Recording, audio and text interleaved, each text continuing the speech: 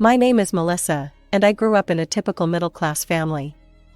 Mom worked as a nurse, and Dad was a mechanic. We weren't rich, but we had enough to get by comfortably.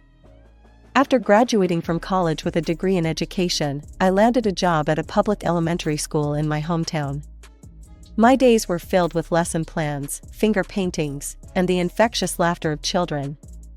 One Friday evening, my best friend Sarah insisted I join her for a party. Reluctantly, I agreed. I threw on a simple blue dress and headed to the address Sarah had texted me. The party was in full swing when I arrived, the small apartment packed with people I didn't know. "Melissa," Sarah's voice cut through the noise. She appeared at my side, grinning widely. "I'm so glad you came. There's someone I want you to meet." Before I could protest, she was dragging me through the crowd. We stopped in front of a tall, handsome man with dark hair and warm brown eyes. "Melissa, this is Jack," Sarah said, practically beaming. "Jack, meet my best friend, Melissa." Jack smiled and extended his hand. "Nice to meet you, Melissa. Sarah's told me a lot about you." We fell into an easy conversation about my job, his work as a software developer, and our shared love of old movies. Before I knew it, hours had passed, and the party was winding down. As I was getting ready to leave, Jack approached me. "I really enjoyed talking to you tonight, Melissa. Would you like to grab coffee sometime?" My heart skipped a beat. "I'd like that," I replied, trying to keep my voice steady. We exchanged numbers, and I left the party feeling giddy. The next day, I woke up to a text from Jack. "Good morning, Melissa. How about that coffee? Are you free this afternoon?" I replied quickly, and we made plans to meet at a local cafe. That coffee date was the beginning of something special. Over the next few weeks, Jack and I saw each other regularly. We went to movies, tried new restaurants, and took long walks in the park. With each date, I felt myself falling for him more and more. One evening, about a month after we met, Jack took me to a fancy restaurant for dinner.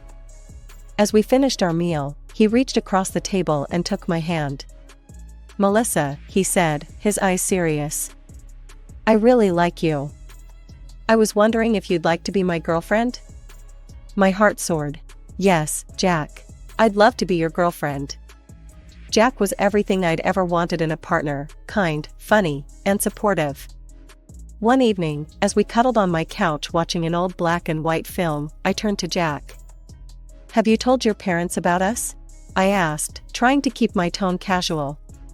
Jack's body tensed slightly. "Not yet," he replied, his eyes fixed on the TV screen. "I haven't found the right moment. I'll tell them when the time is right." I wanted to press the issue, but something in Jack's demeanor made me hold back. Instead, I snuggled closer to him, pushing my concerns to the back of my mind. The next week, I invited Jack to dinner at my parents' house. Mom and Dad had been asking to meet him for weeks, and I was excited for them to get to know the man I was falling in love with.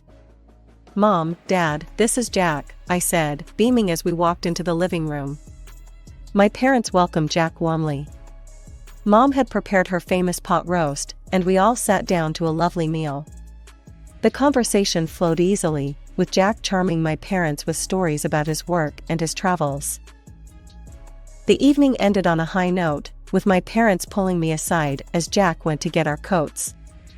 "He's wonderful, honey," Mom whispered, giving me a hug. "We're so happy for you." As Jack and I drove home, I couldn't help but bring up the subject of his parents again. "Jack, why haven't you introduced me to your family yet? Are you ashamed of me?" Jack's hands tightened on the steering wheel. "Of course not, Melissa. It's just, my parents can be a bit difficult. I want to make sure the timing is right." I sighed, not entirely satisfied with his answer, but decided to let it go for now. Our relationship continued to grow stronger over the next year and a half. Yet, the issue of his parents remained a sore spot. Every time I brought it up, Jack would find a way to change the subject or make light of the situation. I tried to be patient, to trust that he had his reasons, but I couldn't shake the feeling that he was hiding something from me. Then, on a crisp autumn evening, everything changed. Jack proposed to me at the restaurant, and I agreed to the sound of applause from other customers. On the drive home, still giddy with excitement, I turned to Jack. "I can't wait to tell my parents. They're going to be so thrilled." Jack smiled, but I noticed a hint of tension in his expression. "Actually, Mel, I think it's time you met my parents. How about we go see them this weekend?" I was surprised by the sudden change of heart, but delighted nonetheless. "Really? That would be wonderful, Jack." When we pulled up to Jack's childhood home, I couldn't help but gasp. The house was enormous, a sprawling mansion with manicured lawns and a fountain in the circular driveway. In the parking area, I spotted 3 luxury cars that probably cost more than my yearly salary. "Jack," I whispered, my eyes wide. "You never told me your family was, well, rich." He shrugged, looking uncomfortable. "It never seemed important. Come on, let's go in." As we approached the front door, it swung open to reveal a statuesque woman with perfectly coiffed hair and an expensive-looking suit. "Jack, darling," she exclaimed, pulling him into a hug. Her eyes fell on me, and I saw a flicker of something, disappointment, cross her face. "And you must be Melissa," she said, her tone noticeably cooler. "I'm Victoria, Jack's mother. Please, come in." We followed her into a lavish living room where Jack's father, Richard, was waiting. He greeted us warmly, shaking my hand with a firm grip. "So, you're the young lady who's stolen our Jack's heart," he said with a smile. Victoria gestured for us to sit and then began her interrogation. "So, Melissa, tell us about yourself. What do you do for a living?" "I'm a teacher at Jefferson Elementary," I replied, trying to keep my voice steady. "I teach 3rd grade. Victoria's eyebrows rose. "A teacher? How quaint. And your family? What do they do?" I explained about my parents' occupations, watching as Victoria's expression grew more and more disapproving. By the time I finished, the atmosphere in the room was tense. Victoria smiled tightly. "Well, Melissa," she said, her voice dripping with false sweetness. "I must say, you're not quite what I had in mind for Jack. You're simply not the kind of girl I envisioned as a daughter-in-law." I felt as if I'd been slapped. Tears pricked at my eyes, but I refused to let them fall. Richard cleared his throat. "Victoria, that's enough. Jack is old enough to make his own decisions about who he wants to marry." Victoria pursed her lips, but said nothing more. The rest of the visit passed in uncomfortable small talk until Jack and I made our excuses to leave. As we drove home in silence, I finally let the tears fall. "They hate me, don't they?" I choked out. Jack reached over and took my hand. "They don't hate you, Mel. My mother, she's just very particular. That's why I put off this meeting for so long. I'm sorry you had to go through that."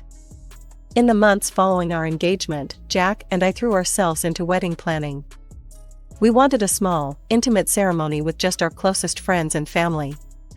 However, Victoria had other ideas. One afternoon, as Jack and I were discussing potential venues, my phone rang.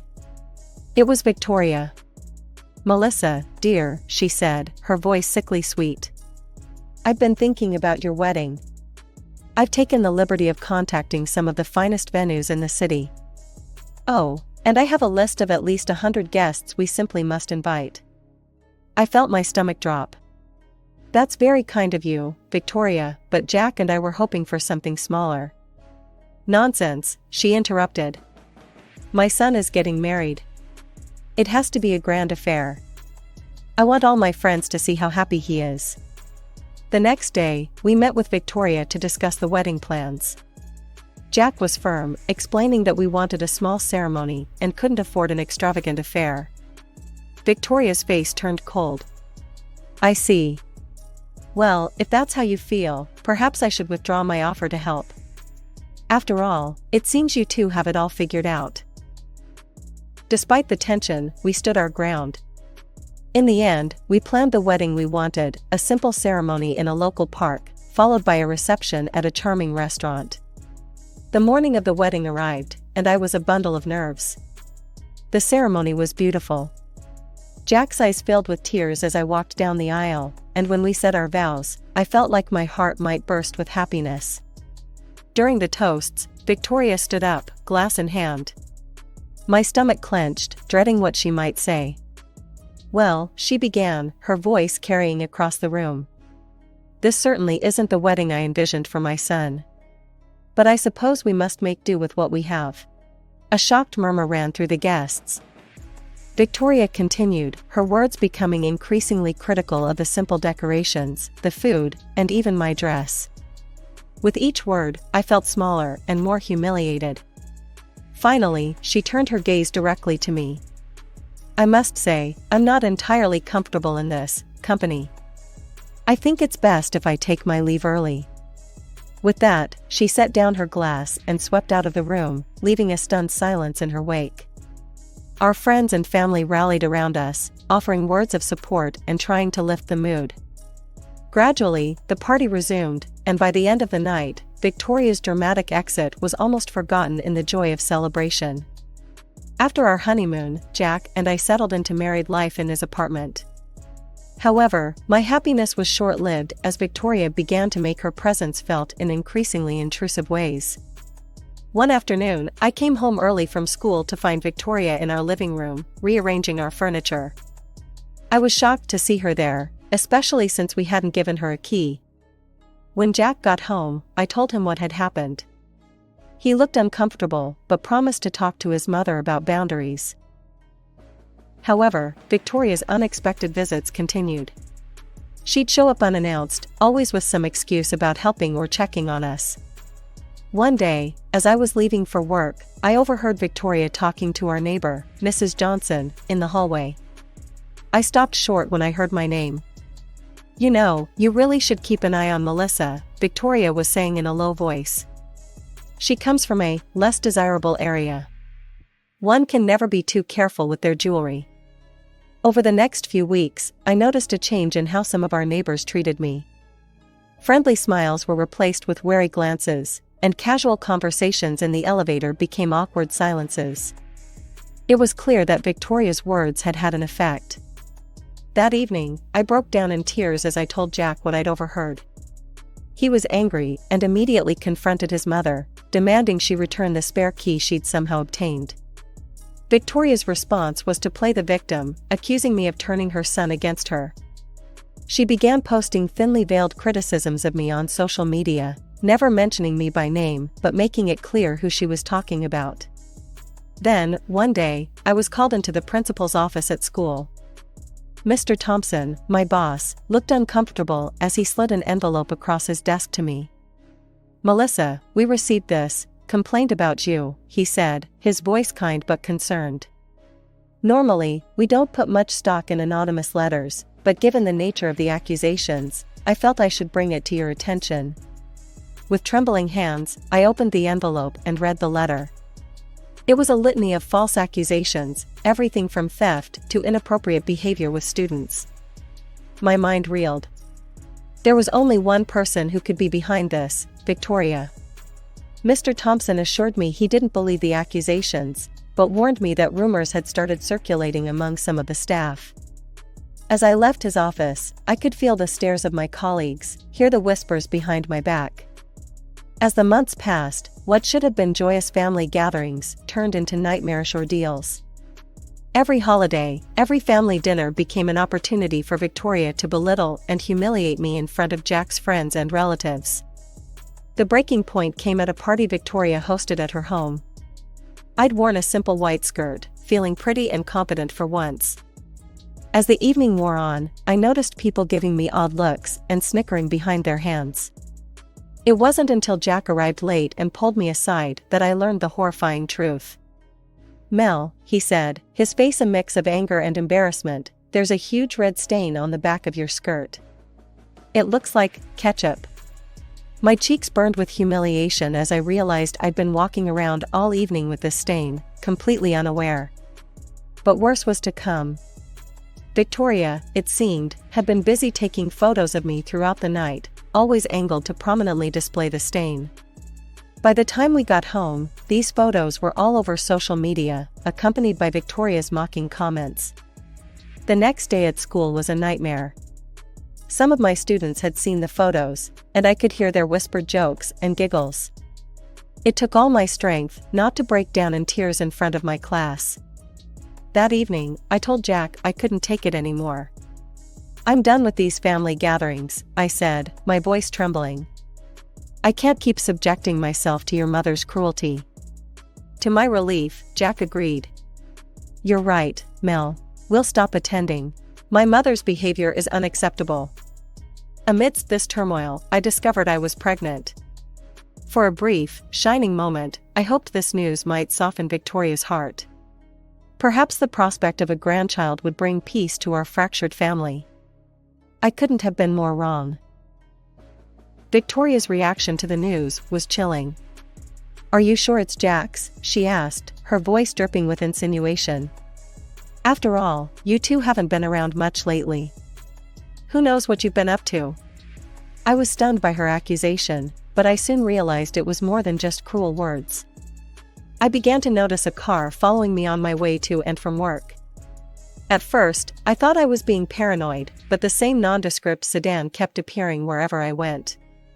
Shaken, I called the police. To my shock, when they tracked down and questioned the man, he admitted he was a private detective hired by Victoria to follow me. She had convinced herself that I was cheating on Jack and that the baby wasn't his. When Jack found out, he was livid. He confronted his mother in a heated phone call that I could hear from across the room. Victoria, caught red-handed, had no choice but to call off the detective. Months passed, and soon it was time for our baby to arrive. The delivery was long and difficult, but when I finally held our son in my arms, all the pain melted away. However, as I looked at him, I noticed something unexpected. Our beautiful baby boy had a much darker complexion than either Jack or me. He looked almost biracial. A seed of doubt planted itself in my mind. Would Jack think I'd been unfaithful? Before he could voice any suspicions, I insisted on a DNA test.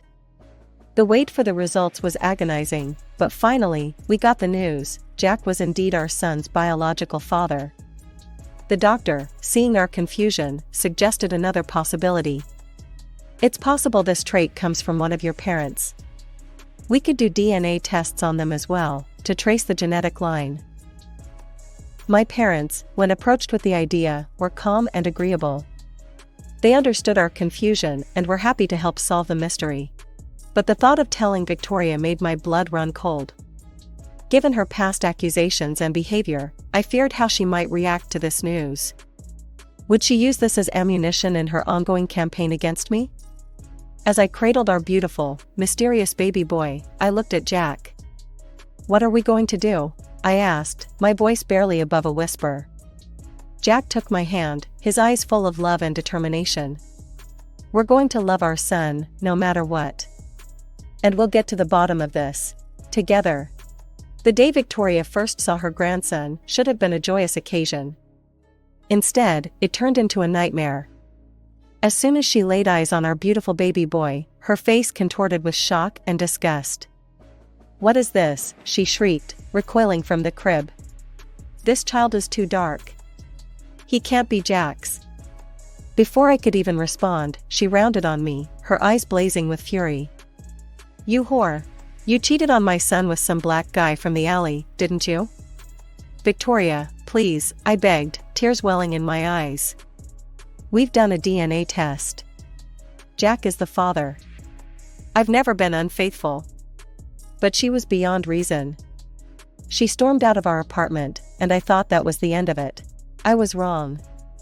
A few hours later, when I returned from a quick errand, I found all of my belongings strewn across the hallway outside our apartment. Clothes, books, even my underwear, all scattered on the floor for anyone to see. I stood there, shocked and humiliated, as neighbors peeked out of their doors to see what the commotion was about. Jack was livid when he came home and saw what his mother had done. He immediately called her, putting her on speakerphone so I could hear. "Mom, this has to stop," he shouted. "We've done a DNA test. I am the father." Melissa has never cheated on me. Victoria's voice was cold and dismissive. DNA tests can be faked. I know what I see. We even had my parents take DNA tests, which confirmed their relationship to our son. But Victoria refused to listen to reason. When we suggested she and Jack's father take tests as well, she categorically refused. Victoria's obsession only grew worse over time. She began calling me from unknown numbers, leaving threatening voicemails. "Admit you cheated, or I'll destroy both your careers," she hissed in one particularly chilling message. She sent compromising letters to both Jack's workplace and my school. The stress became so overwhelming that I had to quit my job and find a position at another school across town. But even that wasn't enough. Victoria's campaign of harassment escalated. She planted threatening letters in our mailbox. She even went so far as to hire actors to harass me in public, taking photos of these staged encounters and sending them to Jack as proof of my infidelity. One night, as we lay in bed, both too stressed to sleep, I turned to Jack. "I'm worried about your mother," I whispered. "This behavior, it's not normal. I think she might need help." Jack nodded slowly. "I'd been thinking the same thing. But she'd never agree to see someone." The next day, I decided to reach out to Jack's father, Richard. We met at a quiet cafe, away from prying eyes. Over coffee, I poured out everything that had been happening, the harassment, the threats, the elaborate schemes Victoria had concocted. Richard listened, his face growing more and more concerned. When I finished, he sat back with a heavy sigh. "I've noticed changes in her behavior," he admitted. "But I had no idea it had gotten this bad." "You're right, she needs help. But she'd never agree to see a psychiatrist willingly." We spent the next hour brainstorming how we could get Victoria the help she clearly needed without her knowing. Richard's plan was simple, but effective. Under the guise of changing insurance providers, he convinced Victoria to undergo a comprehensive health checkup at a new clinic. To our surprise, she agreed without much fuss. The day of the examination arrived, and we all waited anxiously for the results. When they came, they were more shocking than any of us could have imagined. Victoria was diagnosed with a complex mental illness, one that was genetically transmitted through the female line in her family. The doctor explained that without early intervention, the women in her family tended to experience severe mental health deterioration as they aged. Victoria's erratic behavior and obsessive actions were symptoms of this progressive condition. The news hit us all hard, but it also brought a sense of relief. There was a reason for Victoria's actions, a medical explanation for the torment she had put us through. With the diagnosis came a treatment plan, and Victoria was admitted to a specialized clinic for care. But the revelations didn't stop there. Richard, in an attempt to understand the genetic components of Victoria's condition, decided to undergo genetic testing himself. The results shook our family to its core. Richard was not Jack's biological father. When Richard shared this news with us, the pieces suddenly fell into place. It wasn't me who had been unfaithful, it was Victoria, years ago, with a man of African descent.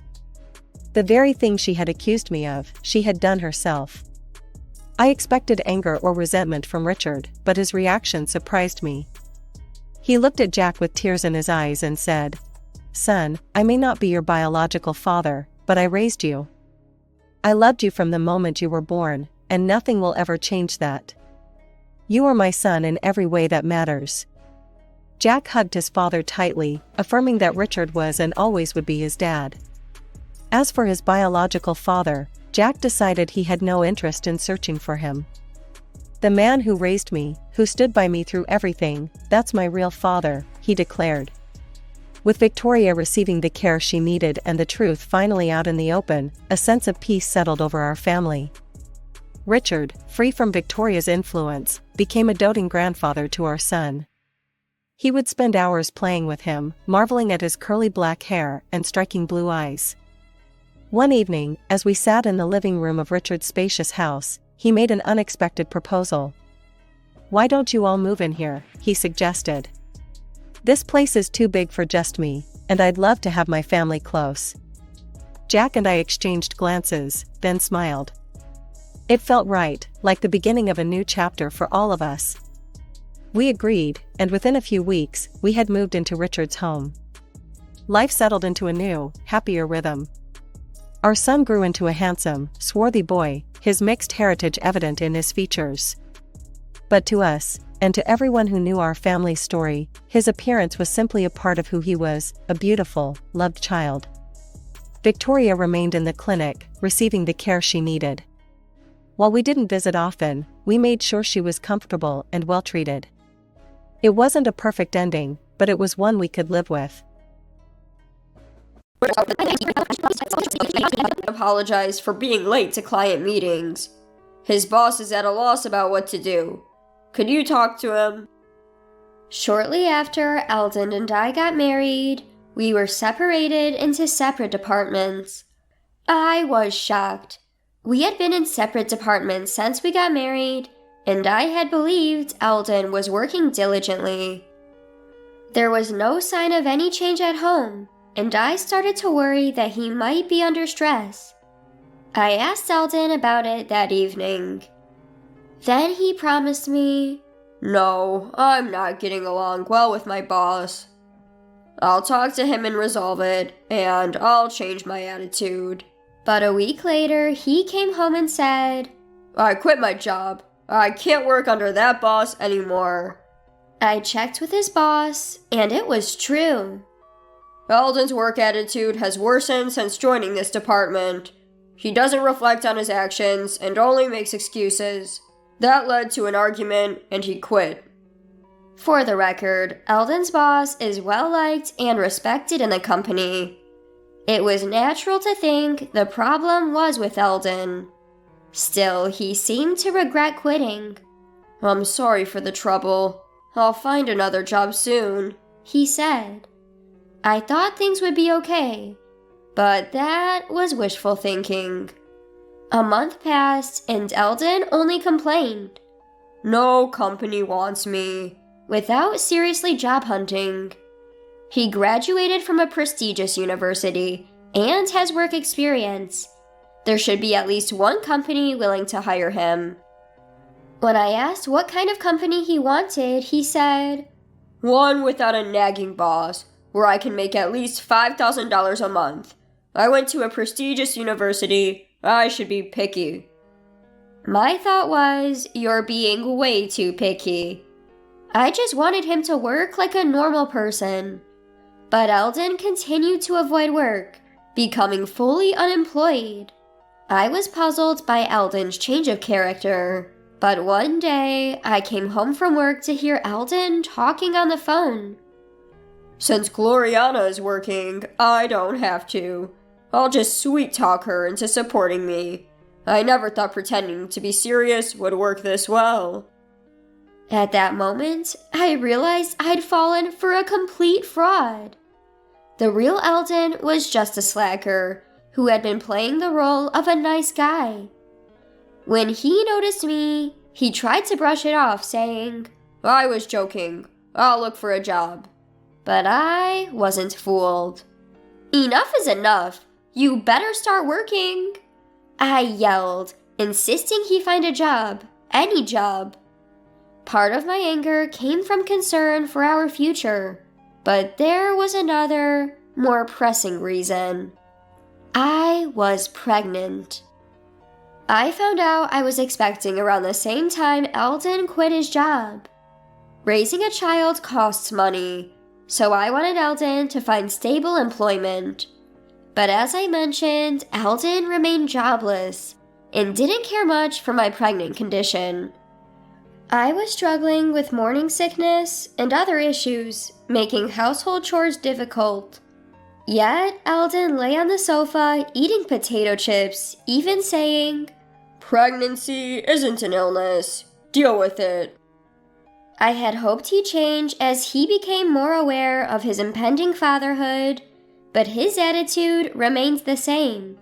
In fact, it worsened. Just yesterday, he got furious when I used canned food to save time on cooking. "You should feed your husband proper meals. That's a wife's duty." he lectured. I was furious. We had a heated argument, and not once did he mention concern for our child. I'm seriously worried about our future together. Some might say, why not just divorce him? But if I do, our child will be born into a fatherless home. I'm emotionally unstable, especially with my first pregnancy, and the due date is approaching. I've decided to put off any serious discussions until after the birth. Given Eldon's unreliability, I chose to give birth at my parents' home. My parents agreed it was the best option, but even then, Eldon complained. What am I supposed to do without you? Who's going to do the chores? I was so fed up with Eldon that I angrily told him, "You're an adult. Figure it out yourself," and went to my parents' home. I later gave birth to a healthy baby. When I felt better, I went back to Eldon for the first time in a while. When I returned to Eldon's place after about 2 months, the house was a mess. Trash was scattered everywhere, and a pile of clothes lay next to the washing machine. As I stood there, stunned, Eldon appeared with bed hair. Finally, you're back. There's something I want to talk about. Eldon pulled out a document with a malicious grin. It was a pre-filled divorce application. I'm divorcing you. I don't need a wife who abandons her husband. Hearing this, my love for Eldon completely evaporated. I thought, I don't need a husband like this, and he's a bad influence on our child. I coldly said, "Fine, you'll get your divorce," and was determined to leave him. Still, Eldon remained defiant. You'll regret it if you divorce me. Now, fill in your part. I snatched the divorce papers from him and filled them out immediately. I decided to take them straight to the courthouse. Goodbye then. I'll come back for my stuff later. Don't throw anything away. I left the house and went directly to the courthouse. The divorce was finalized, and Eldon and I became strangers. I returned to my parents' home and decided to raise my child with them. I didn't want to stay in a house filled with bad memories, and raising a child alone was daunting. My parents are trustworthy, and it's comforting to have them around. Life became a daily joy, watching my child grow while navigating the challenges of new motherhood. However, a month after the divorce, Eldon suddenly called my parents' landline. I had blocked his number on my cell, but I'd forgotten to block the landline. Hey, when are you coming back? I'm struggling here. Confused, I retorted, "What? We're strangers now. I'm never coming back." Hearing this, Eldon started to panic. Wait, you actually filed the divorce papers? Yes, you wanted a divorce, didn't you? I've been over you for a while now, so I submitted them a month ago. Upon hearing my blunt response, Eldon became furious. Why did you file them? I was just trying to scare you into coming back and taking care of me. I was utterly disgusted by his twisted logic. Whether you were serious or not, I have no intention of reconciling with you. You've been useless ever since I got pregnant. Who would want to be a family with a man like that? I get it. I'm sorry. I've reflected on my actions. Please come back. I'm really struggling financially. He was pretending to be remorseful now. We settled our property when we divorced, and like I said before, you're an adult. Figure it out. I yelled and hung up the phone.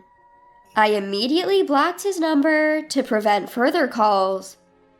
I thought that was the end, but a month later, on a peaceful Sunday afternoon, the doorbell rang. It was Eldon. Not wanting any more to do with him, My parents and I tried to pretend we weren't home, but Eldon persistently banged on the front door. Hey, I know you're in there. Come out. Not wanting to disturb the neighbors, I reluctantly went to answer the door. There stood Eldon, skinny and unshaven. I hadn't seen Eldon in 2 months, and I was shocked to see he looked like a drifter. Without asking, he walked into the house and sat arrogantly on the sofa. Gloriana, I need money. Just $1,000. I'm really struggling here. So why don't you get a job? You have a degree from a prestigious university, and you're not too old to work. Annoyed, I said this, and Eldon began to explain. Actually, I've decided to make money through investment. Working a regular job is for fools. I found a trustworthy advisor online, so I'm good. I'm still in the red because I just started, but I'm told it'll turn profitable. But I'm running out of the money I got from our property division, so I need your help. I was sure it was a scam. My mom, looking disgusted, returned to taking care of the baby. My dad also looked like he thought it was a scam. But Eldon, oblivious, kept insisting on money. I'll pay you back when my investments pay off, and you can live the high life. I reached my breaking point with his incessant and nonsensical demands. If you don't stop, I'm calling the police. I was genuinely angry, and with my dad, we kicked Eldon out. The mention of the police kept him away for a while, but we never knew when he might show up again. We considered moving, but with a baby, it seemed ridiculous to incur moving costs just because of him. So my parents and I devised a plan for the next time Eldon showed up. Another month passed, and unfortunately, Eldon returned. Seeing him, my mom immediately made a phone call as planned. My dad and I let Eldon in and humored him for a while. His goal was still money. I'm in trouble. I can't reach my investment advisor anymore. I poured in over $10,000, and it was a scam. I have nothing left. You're the only one I can rely on. It was incomprehensible why he thought he could rely on me after all he'd done. But we couldn't just send him away. He might come back. So my dad and I listened to Eldon's complaints to buy time. We were waiting for reinforcements. When Eldon paused, I smiled reassuringly. Don't worry, I'll help you find a new job and a place to live. Eldon's face lit up, not knowing any better. Really? Yes, really. Just then, the doorbell rang. I checked and let the visitor in. It was the person my mom had called. Seeing the man's face, Eldon froze. Dad! My mom had called Eldon's father, Caden. Actually, my parents and I had been consulting with Caden about our Eldon problem. After hearing the whole story, Caden said, I apologize for the trouble my foolish son has caused you. If he bothers you again, please contact me. I'll come to pick him up immediately. So we decided to call Caden the next time Eldon showed up. Eldon was intimidated by his father, so we hoped this would have some effect. And it did. Eldon was furious. Why did you consult my dad? This is a family issue. I'm not a child. I don't need to rely on my parents. But his face was pale. Caden, on the other hand, seemed to explode with anger at Eldon's words. What kind of attitude is that after causing so much trouble? You've done something so terrible that even your parents have to intervene. What are you doing at 30? Eldon was silenced and was taken away by Caden. After that, Eldon started working as a general helper at Caden's company. He's being strictly trained in manners and how to be a decent human being. Moreover, his direct boss is quite strict, And if Eldon slacks off even a bit, he gets scolded. Life must be hellish for Eldon, and his salary is lower than when he was a regular employee. With debts to pay, he's not left with much. It's a far cry from his dream of making $5,000 a month without a nagging boss, and it must be tough. But he brought this upon himself, so I want him to suffer. As for me, I'm busy raising my child. My child is growing up healthy and strong. Life is tough, but my parents are supportive, and there are many experienced parents at my workplace, which is a big help. Recently, I went to the aquarium with my child and parents. My child was fascinated by the dolphins he saw for the first time and seemed to enjoy it. I want to give my child various experiences and want him to learn many things. I intend to do my best as a parent.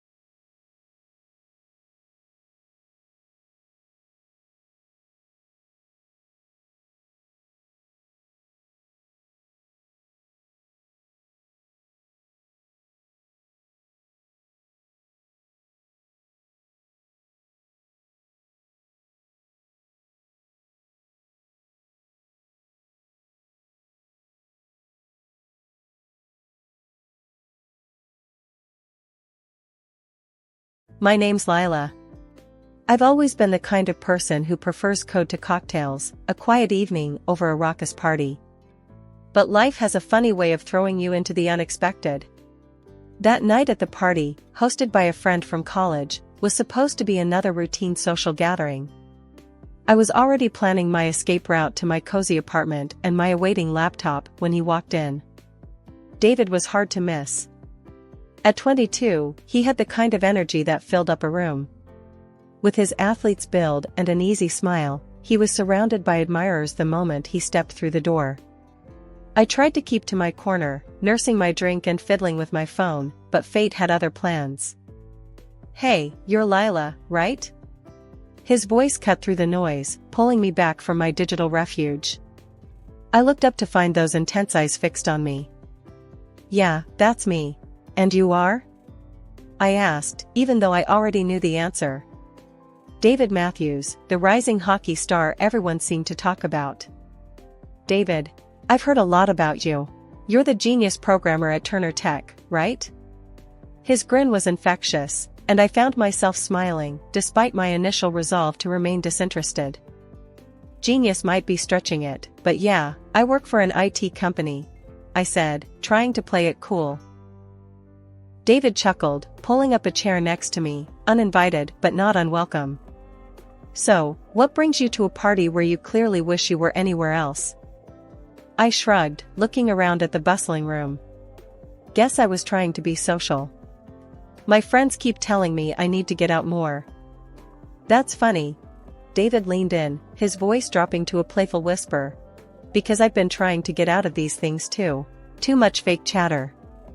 "You want to escape? Let's grab some real food, this party stuff is just fluff." I hesitated. This wasn't my usual style, but there was something about David that felt different, genuine. Maybe it was the way he looked at me, like he really saw me, not just the quiet girl in the corner. As we sneaked out of the party, the cool night air felt like a splash of clarity. We ended up at a 24-hour diner, the kind with greasy fries and endless coffee. David ordered the biggest burger on the menu for us to split, and I found myself sharing stories about coding mishaps and server crashes. David listened, really listened, nodding and asking questions that showed he got it, even if he didn't know a router from a modem. It was refreshing, talking to someone who didn't glaze over when I geeked out about technology.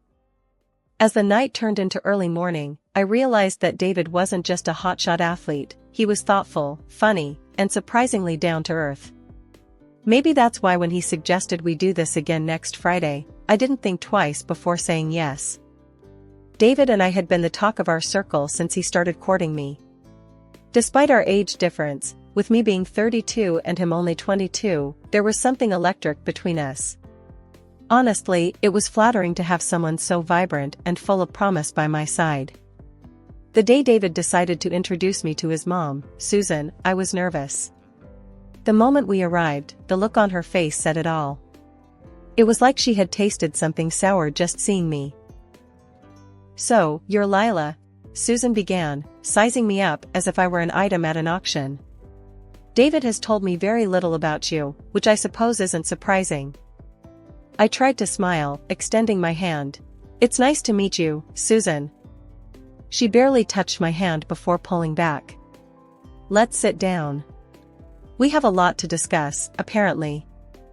As we sat in her meticulously decorated living room, the air thick with tension, Susan didn't waste any time. "David tells me you two are planning to marry.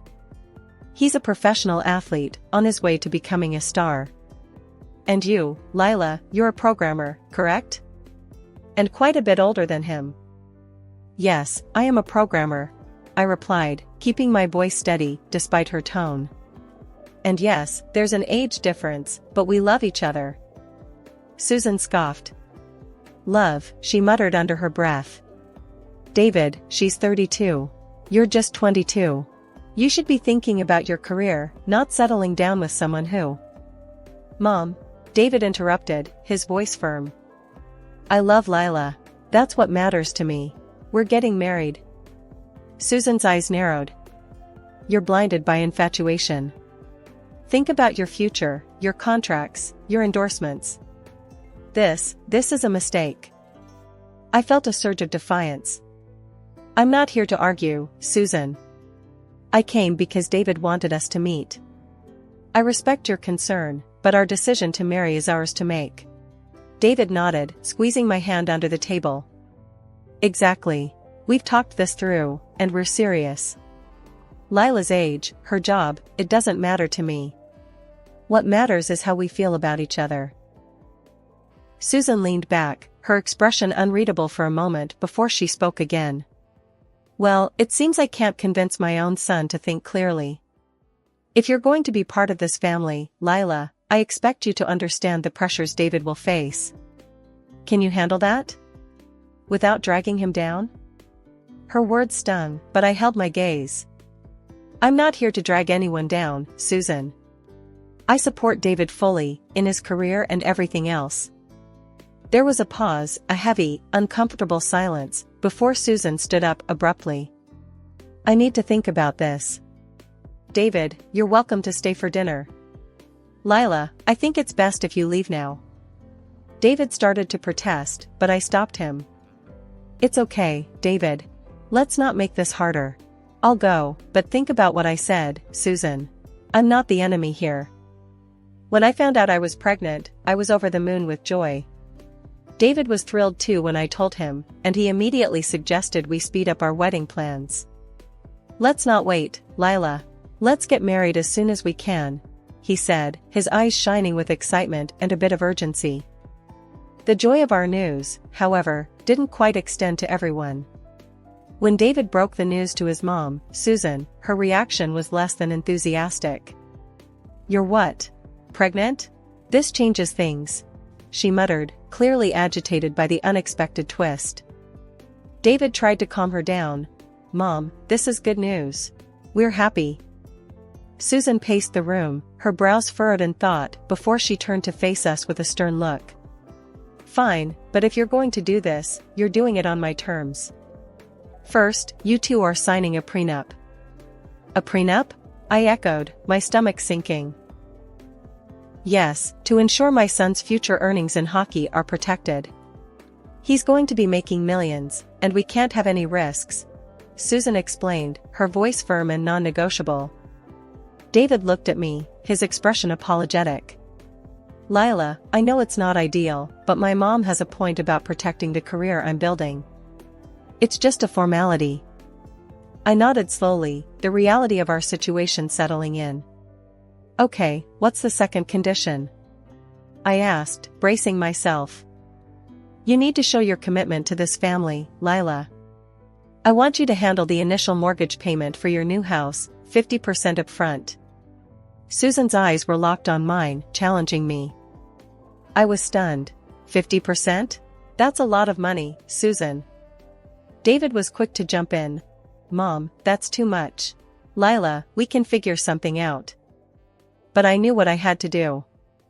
I called my dad later that day, explaining the situation and how much I needed. Without a moment's hesitation, he agreed. I'll help you, Lila. It's important you start your married life on stable ground, he said, transferring $200,000 to my account. With the financial and prenuptial conditions met, we moved forward with the wedding plans. The day arrived faster than I had anticipated, filled with a mix of emotions. Our wedding was beautiful, set in a quaint little chapel with flowers everywhere, and our closest friends and family gathered. I walked down the aisle, my heart full of love for David and our future together. My parents looked so proud and happy, their smiles beaming across the room. But there, off to the side, stood Susan with a look that could only be described as sour. Throughout the evening, her displeasure was evident. She wore a tight smile as guests congratulated her, her eyes often darting towards me with undisguised disapproval. Despite her attitude, David and I tried to focus on the positive. We mingled with guests, laughed, danced, and celebrated our union and the little life growing inside me. After the wedding, it didn't take long for life to take a sharp turn into the unexpected. Susan declared she'd be moving in with us, supposedly to help me through the early stages of pregnancy. I wasn't keen on the idea, but to avoid any drama, I reluctantly agreed. Little did I know, this decision would soon transform my home into a battleground where peace was a rare commodity. Within weeks of moving in, Susan had taken over the house. It was subtle at first, a few items moved here and there, some new decorations. But soon, her presence and influence grew stronger, more invasive. She didn't do much in terms of actual housework or helping me. Instead, she spent her days shopping with the money David made from his hockey career, filling our already cozy home with lavish furniture and expensive clothes that reflected her taste, not ours. One afternoon, as I was trying to rearrange some of these new additions to make space for my own things, Susan walked in, her eyes scanning the room critically. "Lila, what are you doing? You're just moving things around without improving anything. You should focus more on resting and less on these useless activities," she snapped, her tone harsh and condescending. I bit my tongue, holding back my frustration. "I'm just trying to make some space, Susan. It's getting a bit crowded in here." "Crowded? This is quality, Lila. These are things a proper home should have. You should be thankful," she retorted, waving a dismissive hand at my simpler decorations. Feeling the sting of her words, I tried to keep my cool. "Susan, I appreciate your help around the house, but maybe we could tone down the shopping a bit. There's hardly space to move." Susan's eyes narrowed, her voice cold. "I'm only trying to bring some standard to this place. If you can't see that, it's not my problem. You should focus on what's important, like taking care of David." The remark hit harder than expected, and I felt a mixture of anger and helplessness. This wasn't the home I had envisioned for us, filled with love and mutual respect, but rather, it was turning into a showcase of Susan's tastes and preferences. Later that evening, when David got home from practice, I decided it was time to discuss the living situation. "David, we need to talk about your mom," I started, my voice steady but filled with concern. "What about her?" He looked tired, rubbing the back of his neck as he sat down. "She's taking over the house, David. And she's constantly criticizing me, making me feel like I'm not doing enough around here," I explained, hoping he'd understand. David's face hardened, and he sighed deeply. "Lila, she's just trying to help. You know how she is. She wants everything to be perfect. You should try to get along, show her some respect." As the days turned into weeks, Susan's dominance in our home grew. My attempts to reclaim some sense of normalcy or to assert my preferences were met with cold resistance from Susan and frustrating neutrality from David. The more I tried to adapt, the more isolated I felt within my own walls. It was a routine morning, and I was at the clinic for a regular pregnancy checkup, expecting nothing but good news. But the doctor's face told a different story as he reviewed the ultrasound images. "Lila, it seems there's a significant developmental issue with the fetus. I recommend further tests, but you need to be prepared for all possible outcomes, including the possibility of not carrying to term." The drive home was a blur, and walking into the house, I was met by Susan's scrutinizing gaze. "Well, what did the doctor say?" she demanded, her tone more intrusive than concerned. I swallowed hard, fighting the lump in my throat. "It's not great news, Susan. There are complications. The baby might not make it." Susan's reaction was cold, almost mechanical. "I see. Well, you need to think about what's best, for you and for David. Sometimes these things are for the best." Her words stung, but I had no energy to argue. I needed David, his support more than ever. When he finally came home, I told him everything, the tears I had held back now freely streaming down my face. David looked devastated, but his words were hollow. "I'm so sorry, Lila. We'll get through this. Whatever you need, I'm here." But as the days went on, David's promise felt empty. He seemed distant, retreating into his own world, leaving me to cope with my grief and fear alone. Meanwhile, Susan's true colors came out more vividly than ever. One evening, as I sat in the living room, trying to find some distraction in a book, Susan sat across from me, her eyes sharp. "Lila, you need to think about the future. If this pregnancy isn't going to work out, maybe it's a sign. Maybe it's time you and David reconsidered your situation. A childless marriage is bound to fail." I couldn't believe what I was hearing. Anger boiled inside me, but before I could respond, David walked in. I looked to him for support, but instead of defending me, he stayed silent.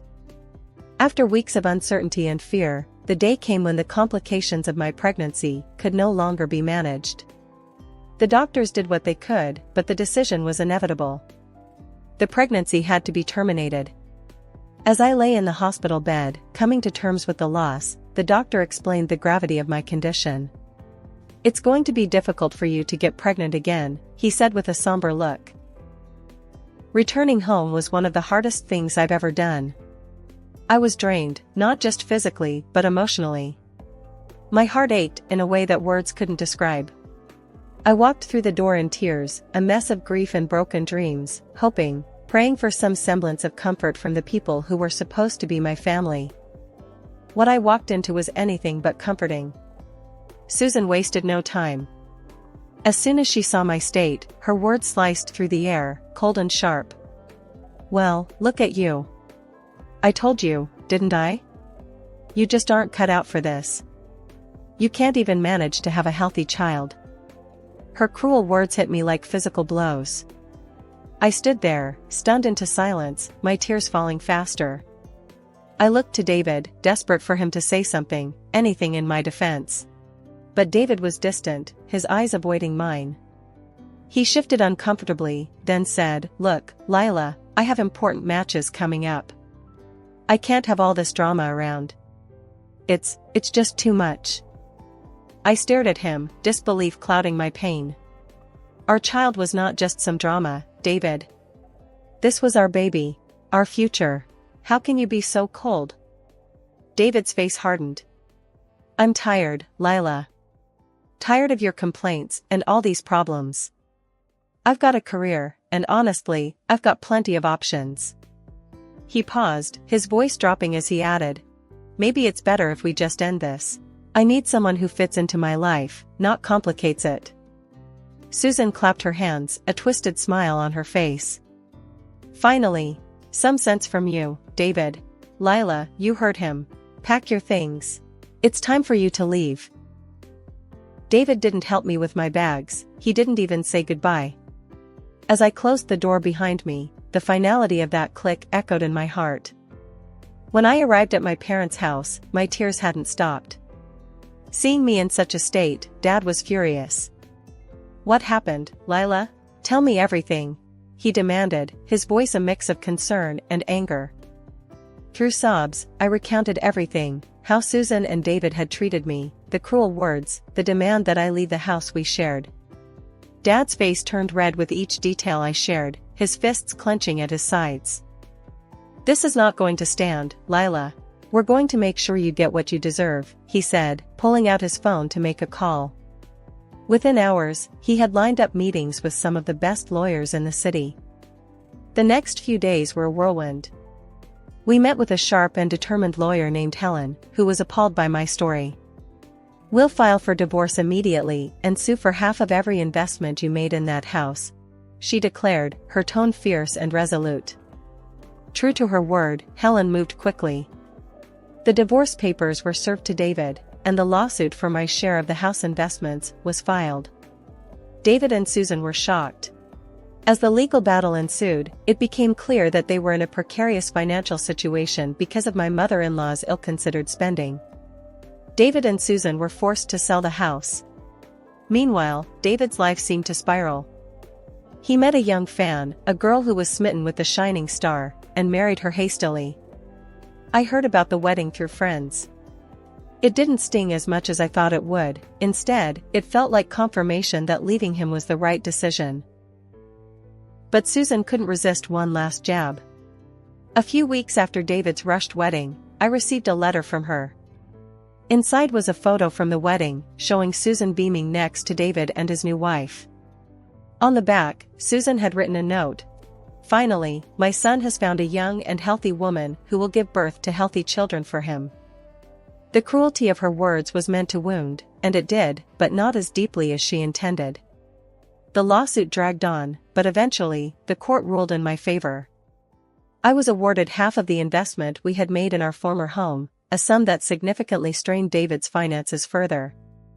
2 years have rolled by since I last walked out of that house, feeling broken and betrayed. A lot has changed since then, especially for me and my dad's company. We've been breaking into the international market, and my work paid off in a big way. I received an international award in IT technology, a recognition that came with a prize of $1 million. Just when I thought things were settling down, my phone rang. The screen flashed a number I didn't recognize at first, but the voice that greeted me was unmistakably Susan's. "Lila, you need to come back to David," she stated bluntly. "No hellos, no how have you been?" I paused, taken aback. "Susan? Why would you think I'd come back?" Her voice was sharp, tinged with desperation. "David's been injured, a bad accident during a match. He's in a wheelchair now, can't play anymore. His wife left him, took half of everything. We need you." Her words were a jolt, but not enough to shake the foundation I'd rebuilt. "And you think I should return because of his injury? Why, Susan? Just because I have money now?" She didn't hesitate. "You're rich now, Lila. You can afford to take care of him. And me. I'm willing to let bygones be bygones. I'll even cook for you and let you have children, imagine that." I couldn't help but laugh, a short, bitter sound. "Susan, do you hear yourself? You want me back as some sort of nursemaid to David and his financial backer to you, just because I won money? It's always about money with you." Susan's voice cracked, angry and sharp. "You owe us, after everything." I shook my head, even though she couldn't see. "I owe you nothing, Susan. I built my life again from scratch, without any help from you or David. You threw me out when I was at my lowest. Why would I ever think of coming back?" There was a silence on the other end, heavy and thick. Then Susan spat out, "You're making a huge mistake, Lila." "I made my mistakes, Susan, but I learned from them.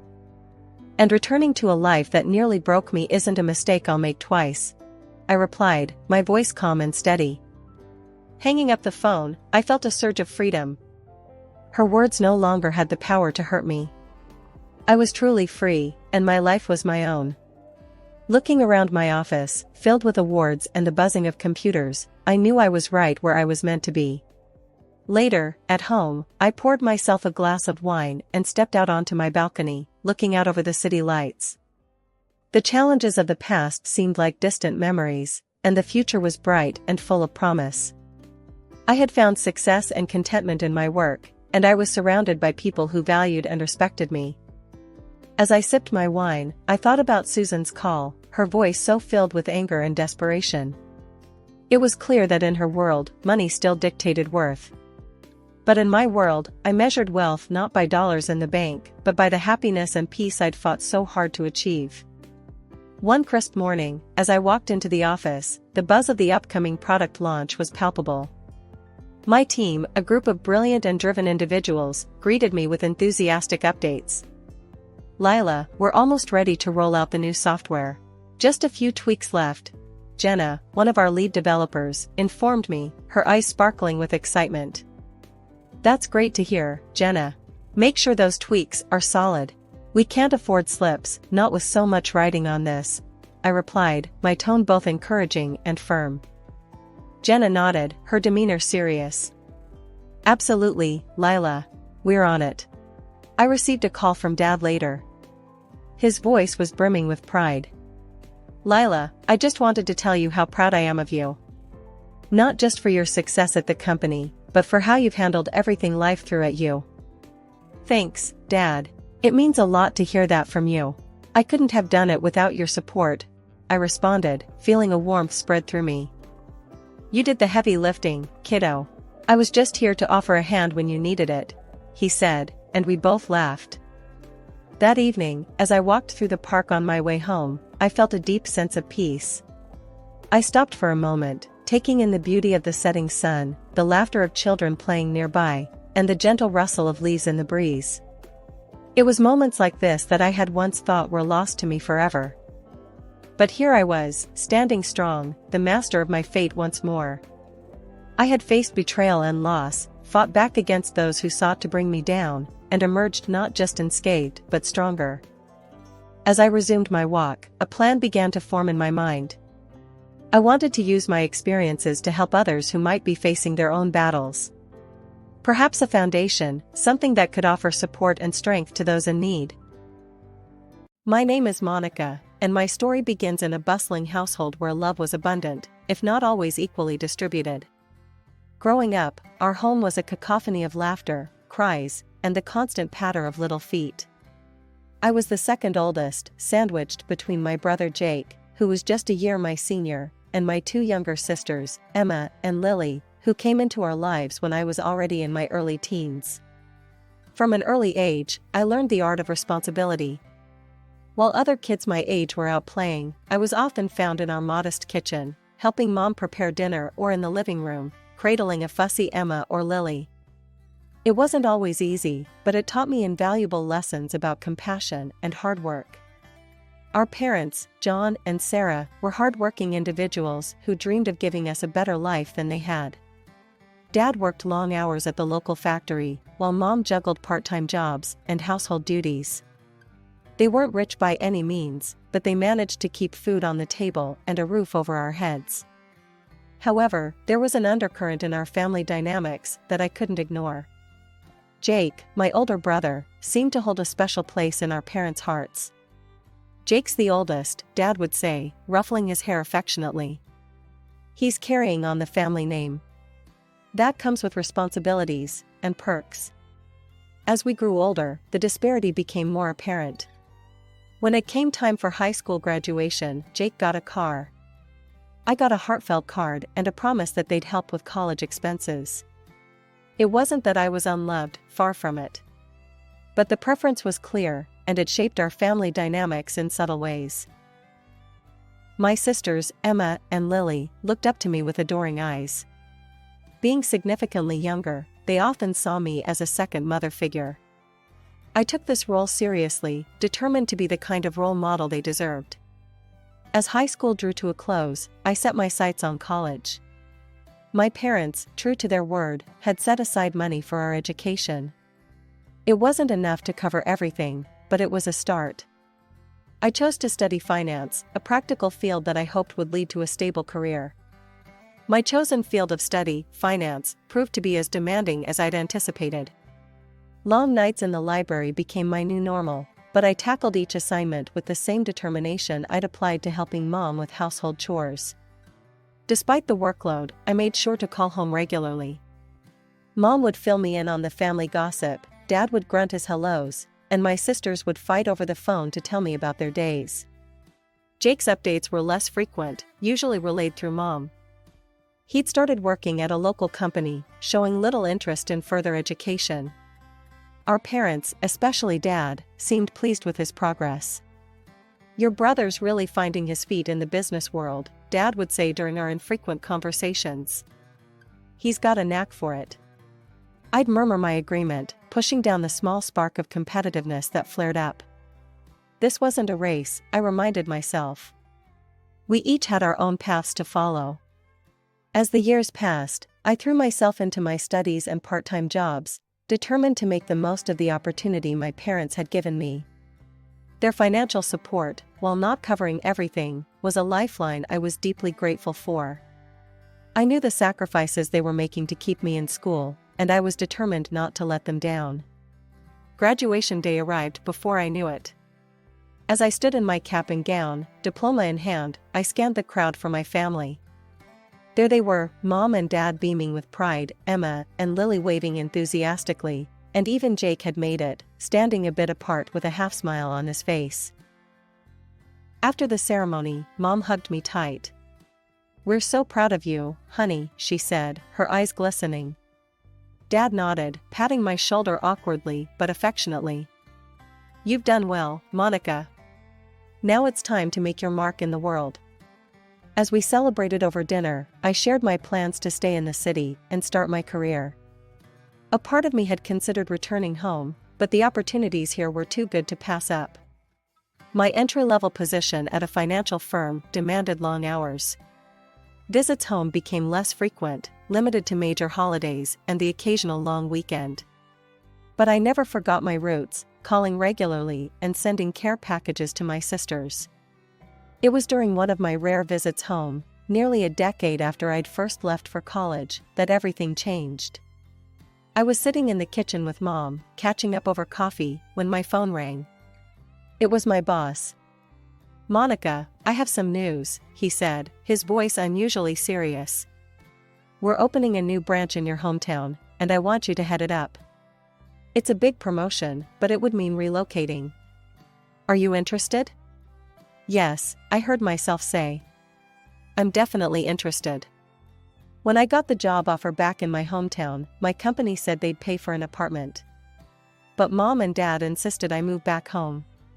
"Come on, Monica," Mom pleaded, "it'll be just like old times." I couldn't say no. On my first day back, I walked into our old house. It looked smaller than I remembered. Emma and Lily, now in their late teens, ran to hug me. Jake lived separately and was already engaged. Later that night, after unpacking, I sat with Emma and Lily in our old room. It felt good to be back, listening to their stories and laughing together. "So, tell me about Jake's fiancée," I said. Emma and Lily shared a look. "Her name's Vanessa," Emma said slowly. "She's different." Lily nodded. "Yeah, she's from a rich family. Her dad owns the company Jake works for now." Something in their tone made me curious. "Different how?" They didn't say much more, just shrugged and changed the subject. I decided to drop it for now. The next few weeks were busy. I started my new job, setting up the branch office. It was hard work, but I loved it. In the evenings, I'd help Emma and Lily with homework or chat with Mom while she cooked dinner. One Sunday, we were all sitting around the table when the doorbell rang. Mom jumped up to answer it. "It's Jake and Vanessa," she called out. I stood up, eager to see my brother and meet his fiancée.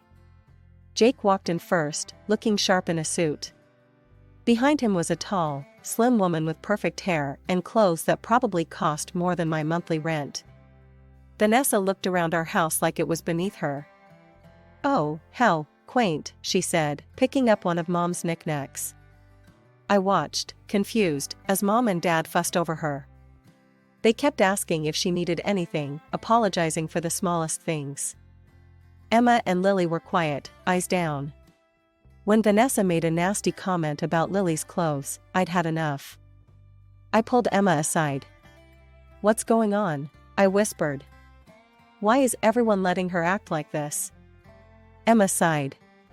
"Jake works for her dad now. It's a big deal. Mom and Dad are scared if we upset her, Jake might lose his job." I was shocked. This wasn't the family I knew. We'd never let anyone treat us like this before. Things got worse at dinner. Vanessa started on me, making snide remarks about my job and clothes. I saw red. "Look," I snapped, "I don't know who you think you are, but in this house, we treat each other with respect. If you can't do that, maybe you should leave." The room went silent. Vanessa's face turned ugly. She stood up, grabbed her purse, and stormed out. Jake followed, looking torn. As soon as they left, Mom and Dad rounded on me. "Monica, how could you?" Mom cried. "You know how important this is for Jake." Dad looked disappointed. "You need to control your temper. This could ruin everything for your brother." I couldn't believe what I was hearing. They kept at it, begging me to apologize, to be the bigger person. Finally, just to shut them up, I agreed to try and make peace with Vanessa. The weeks flew by, and suddenly Jake's wedding was all anyone could talk about. Vanessa took charge, bossing everyone around like she was running a military operation instead of planning a party.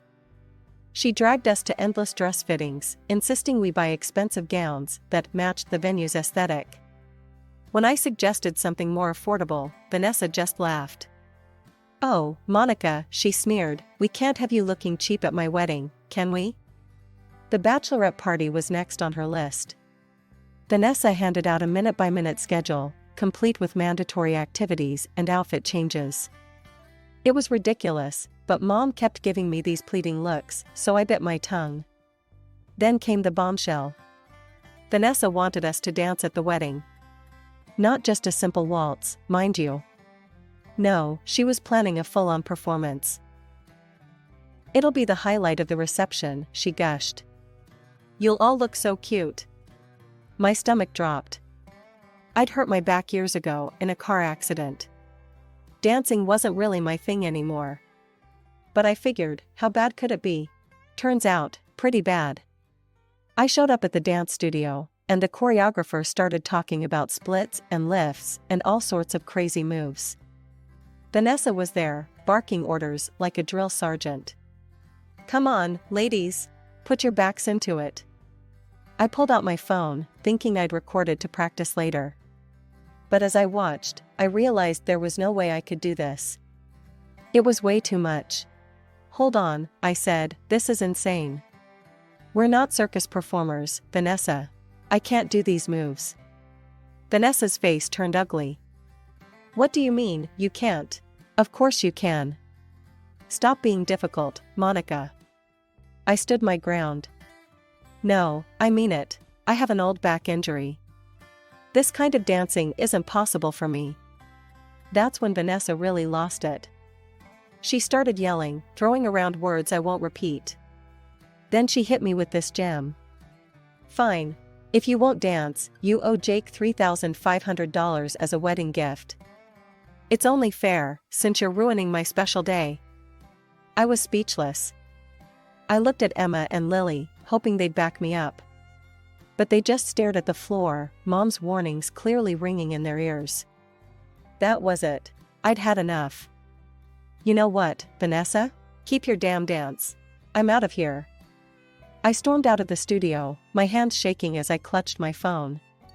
The video of that disastrous rehearsal was still recording. As I walked home, my mind raced. What was I going to do now? How had things gotten this messed up? I burst through the front door, still fuming from the dance rehearsal fiasco. Mom and Dad were in the living room, and they could tell something was wrong. I spilled everything: the impossible dance routine, Vanessa's outrageous behavior, the $3,500 ultimatum. I expected sympathy, maybe even anger on my behalf. What I got was something else entirely. Dad's face turned red. "Monica, how could you? After everything we've talked about. This wedding is so important for Jake's future. You need to apologize to Vanessa right now and agree to do the dance." I couldn't believe what I was hearing. Apologize? For what? Having a spine injury? Standing up for myself? "Stop being so selfish," Dad shouted. "This isn't about you. It's about Jake's happiness and success." "So my happiness doesn't matter?" I shot back. "My health?" The argument escalated quickly. Voices raised, tears were shed. I stood my ground, refusing to cave to Vanessa's ridiculous demands. That's when Dad dropped the bomb. "If you can't support your brother and his fiancée, then maybe you shouldn't be here at all." The room went silent. I packed a bag that night, ignoring Mom's half-hearted attempts to smooth things over. The next day, I moved into the apartment my company had originally offered. It was small and empty, but at least it was mine. The wedding came and went. I didn't attend, couldn't bear the thought of watching my family kowtow to Vanessa's every whim. I spent that day alone in my apartment, alternating between anger and sadness. A few days later, my phone exploded with notifications. Vanessa had made a post on social media, a long, dramatic tale about how I had tried to ruin her perfect day. She painted herself as the victim, me as the jealous, spiteful sister-in-law. The comments were worse. Relatives I hadn't seen in years were suddenly experts on my character, condemning me for my selfish and cruel behavior. Even Emma and Lily liked the post, a betrayal that cut deep. The calls started soon after. Aunts, uncles, cousins, all wanting to tell me how disappointed they were, how I should be ashamed of myself. Emma tried to reach out once, sent a text saying she missed me. But when I suggested meeting up, she backpedaled, said Vanessa wouldn't like it. I didn't try again after that. I threw myself into my work, hoping to finish the project quickly and leave this town behind. But things kept getting delayed, problems cropping up that required my personal attention. Each extension felt like a twist of the knife. Months passed, and I settled into a lonely routine. Work, home, sleep, repeat. I'd almost gotten used to the silence when my phone rang one night. It was Lily. "Monica?" Her voice was small, trembling. "Can we talk?" We met at a cafe across town, away from prying eyes. Lily looked terrible, dark circles under her eyes, hair a mess. She burst into tears the moment she saw me. "I'm so sorry, Monica," she sobbed. "You were right about everything." Slowly, the whole story came out. After the wedding, Vanessa had shown her true colors. She'd been ordering Emma and Lily around like servants, making them clean her house, cook meals, do laundry, all without pay. "She says it's our duty as family," Lily said bitterly. "And Jake, he just goes along with it. He sees how she treats us and does nothing." My blood boiled. "What about Mom and Dad? Surely they don't approve?" Lily's laugh was hollow. "They think it's great. Say we're building character and cementing family bonds. It's like they're brainwashed or something." I couldn't believe what I was hearing. This was worse than I'd imagined. "I'm so sorry I didn't stand up for you before," Lily whispered. I was scared. We all were. But now, I can't take it anymore. "Please, Monica, help us." The next day, I marched over to our parents' house. Mom answered the door, her smile fading when she saw me. "Monica, what are you doing here?" I pushed past her into the living room. Dad was there, looking up from his newspaper with a frown. "We need to talk," I said. "About Vanessa. About how she's treating Emma and Lily." Mom's face hardened. "I don't know what Lily's been telling you, but..." "Don't," I cut her off. "Don't try to deny it. I know everything. How can you let this happen? They're your daughters." Dad stood up, his voice cold. "Now you listen here, Monica. Vanessa is family now. She's given Jake opportunities we could only dream of. If the girls need to pitch in a little, that's a small price to pay." I couldn't believe what I was hearing. "A little? She's treating them like slaves. And you're okay with this?" "You're exaggerating," Mom said weakly. "The girls are fine. They're just..." "Just what, Mom?" "Just being abused by their sister-in-law while their parents look the other way." Dad's face turned red. "That's enough. I won't have you coming in here, stirring up trouble. Vanessa is Jake's wife. She's wealthy, connected. She can give this family a future. If you can't accept that, then maybe you're not really part of this family anymore." The words hit me like a physical blow. I stared at them, these strangers wearing my parents' faces. "So that's it?" I said quietly. "You're choosing money over your own children?" Mom wouldn't meet my eyes. Dad just glared. "Get out," he said. "And don't come back until you're ready to apologize to Vanessa and Jake." I left, my legs shaky, my heart breaking all over again. As I walked away from my childhood home, I realized a hard truth: I couldn't change their minds. They were too far gone, too seduced by the promise of wealth and status. But I couldn't abandon Emma and Lily. Somehow, some way, I had to find a way to help them. To save them from Vanessa, from our parents' willful blindness, and from the fate they seemed determined to accept. That day started like any other. I was preparing for a big meeting, reviewing notes, and straightening my jacket. Then I saw the name on the guest list: Robert Thompson, CEO of Thompson Industries. Vanessa's father. My heart raced. He wouldn't know me. I'd missed the wedding, after all. But I knew him, the man whose money had torn my family apart. The meeting began, all handshakes and forced smiles. Robert didn't give me a second glance. We discussed business, crunched numbers, argued points.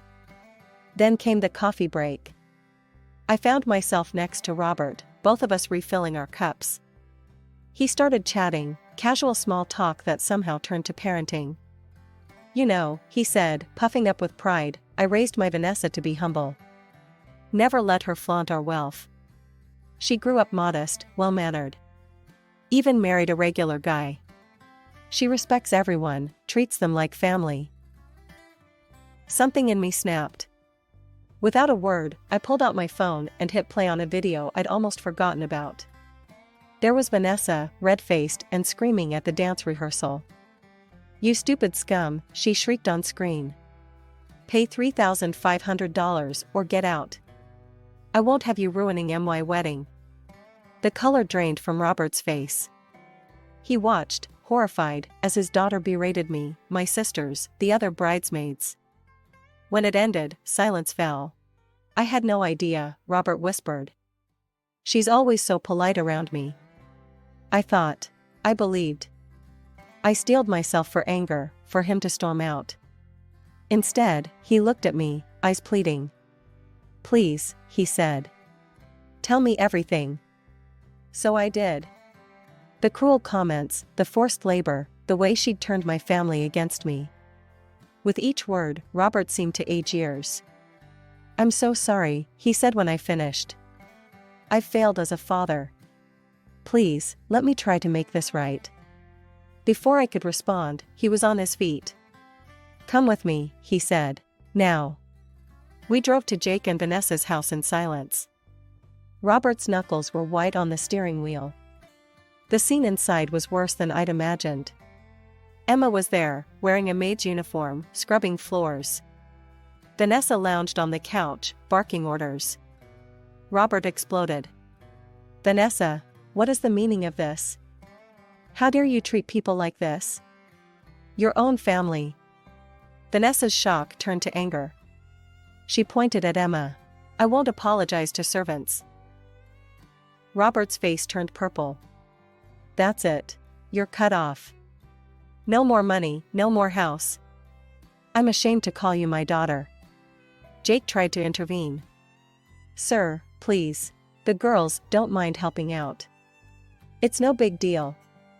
Robert rounded on him. And you?